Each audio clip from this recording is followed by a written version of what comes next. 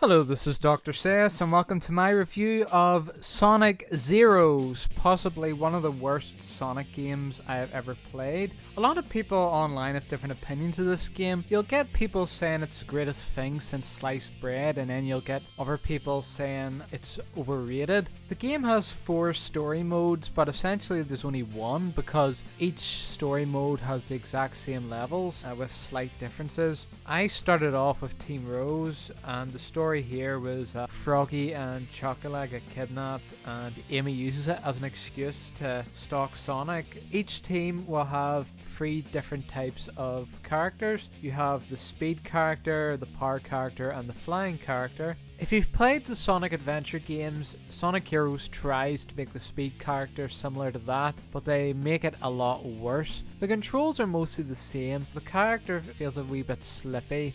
The power type is a bit slower than the speed type. You will use this type when you're fighting enemies most of the time. And then you have the flying type, which is the slowest but is also the safest to use. There's slight alterations between these teams. For Team Chaotix and Team Rose, you can do a belly flop with the power type. Team Sonic and Team Dark, you can do a light speed dash and also a triangle jump on the walls. Each story mode has 2 acts for each stage, and then there's a boss. The bosses cycle, you're fighting Eggman, then the next stage you're fighting a different team, then you fight Eggman again, then you fight another team, and then you fight Eggman 2 more times. Like Sonic Adventure 2, you get scored on time and also the points you earn by each member. I find it quite hard to get good grades in this game. I was more concerned with just getting through it, to be honest. Crush 40 do the music on this game, so of course it's going to be great. It doesn't quite reach the Sonic Adventure standard, but it's still pretty good. Vector in this game sounds a bit like Homer Simpson in the old Simpsons episodes. Yeah, I suppose he does sound more sensible than his newer voice, if you care about that. Team Sonic. Sonic gets like a letter from Eggman saying he was going to take over the world in 3 days. Unlike the Sonic Adventure games, there's not much of a story to these. It's pretty much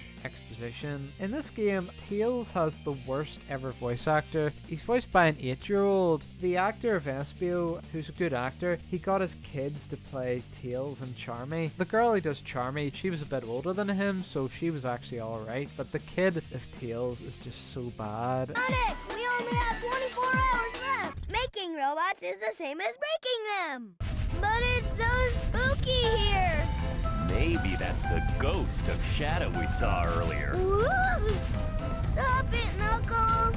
Another thing I don't like about this game is the characters just keep talking constantly over and over again. You end up dying quite a lot in this game, so whenever you die and you have to play the stage again, they just say the exact same dialogue over and over, and it's not even good dialogue. I noticed there's a lot of bugs and design flaws in this game, particularly with Sonic's Lightspeed Dash. I had to look this up online. To get the Lightspeed Dash working most of the time, you need to jump, which the game doesn't tell you to do, so you're spending a lot of time just doing the Lightspeed Dash, and Sonic just takes one ring and falls to his death. There's a Halloween level. I was playing as Team Sonic. I had to drop down to a floor below me and solve this puzzle, and once I did that, the door would open, but instead of going for the door, I accidentally fell down the hole again, so then I had to traverse the whole game. But the problem is there was a Lightspeed Dash section, and the rings didn't regenerate, so there's no way to get back to that point again, so I actually had to kill myself, and then the game threw me all the way back to the start, so I had to play it all over again. Team Rose was the only game I enjoyed. It wasn't like, oh yeah, this is the best thing ever, but it was alright. The levels were short and sweet. When I got to Team Sonic, the levels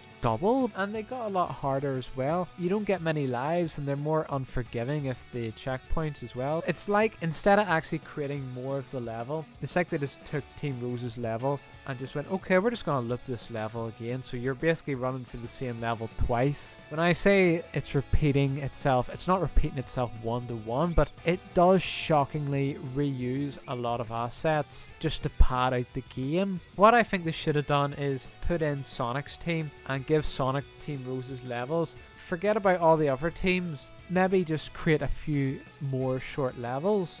or create more fleshed out cutscenes. After I played Team Rose, I did not enjoy my experience at all, and when I completed Sonic's stage, I tried Team Chaotix and I went, okay, that's enough. I can't put myself through this anymore. The levels themselves, some of them come across as a bit uninspired. The Sonic Adventure games have more personality to the levels. Here, the levels, they're more sterile. I give Sonic Heroes a C.